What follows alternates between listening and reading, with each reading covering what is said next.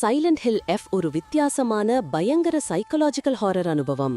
நான் 5 மணி நேரம் விளையாடியதில்தான் இந்த விளையாட்டின் ஆழமும் உணர்வும் என்னென்ன என்பதை புரிந்து கொண்டேன்.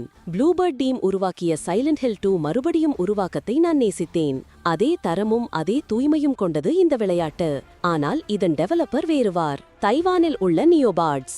அவர்கள் ஜப்பானின் 1960களில் இருக்கும் ஒரு மலை கிராமமான எபிசுகோ ஆகாவை மிகவும் நுணுக்கமாக உணர்ச்சியோடு கட்டியுள்ளனர். யூவை இல்லாமல் மெல்லிய தெருக்களில் நடக்கும்போது அசல் உலகத்தைப் போல உணர்வூட்டும் இந்த இடம் உன்னை அங்கிருந்தே விட்டு வெளியே வர தள்ளாது.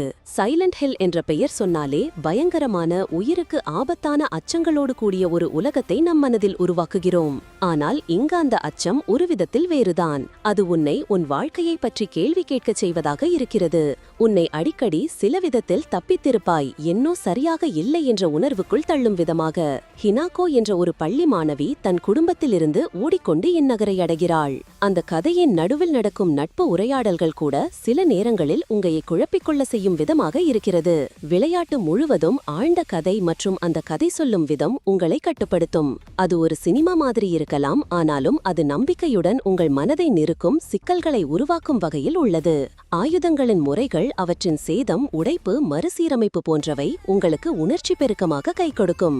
சில நேரங்களில் ஆயுதம் உடைந்ததும் அதன் தோற்றம் மாறுவது போன்ற சிறிய விஷயங்கள் கூட நீங்கள் கவனிக்க நேரும். போராட்டம் சிக்கலானதும் வேடிக்கை மிக்கதுமானதும் ஆகும்.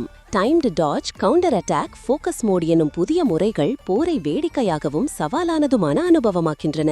இந்த விளையாட்டின் மற்றொரு வித்தியாசம் அது கொண்டுள்ள மாற்று உலகம். அங்குள்ள பழமையான ஜாப்பனிய ஆயுதங்களும் அதிர்ச்சி தரும் விருந்தினர்களும் வித்தியாசமான கதைகளை சொல்லும். ஹினாகோவுடன் எப்போதும் இருக்கும் நோட்புக் ஆவணம் இந்த உலகத்தை மேலும் ஆழமாக உணரச் செய்கிறது. அதில் காணும் தகவல்கள், கதாபாத்திரங்கள், நிகழ்வுகள் ஒருபோதும் ஒரே மாதிரி இல்லை.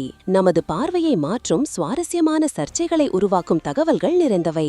பள்ளி பகுதியில் இருந்தபோது நான் சந்தித்த சிக்கல்கள் மற்றும் எதிரிகள் மிகச் சுவாரஸ்யமாக இருந்தன. ஒரு பள்ளி கட்டடம் கூட நம் மனதில் பயம் மற்றும் ஆர்வத்தை ஒன்றாக உருவாக்கக்கூடியது என்றும் உணர்த்தியது.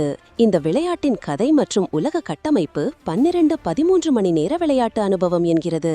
இதற்குள் நாம் சுமார் ஒரு 3வது பகுதியை மட்டுமே பார்த்திருக்கிறேன். சைலண்ட் ஹில் 2 மறுபடியும் உருவாக்கத்தில் இருந்த கொஞ்சம் குறைகள் இங்கு நிறைவாக சீரமைக்கப்பட்டுள்ளன.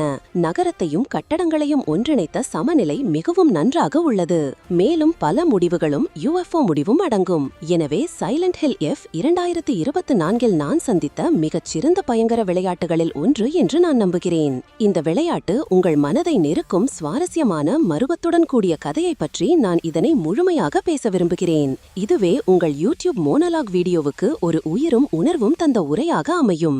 10 கோடி பார்வையாளர்களை கவரும் ஆழ்ந்த, உண்மை மீது கேள்வி எழுப்பும், சர்ச்சை கிளப்பும் பேச்சு இது.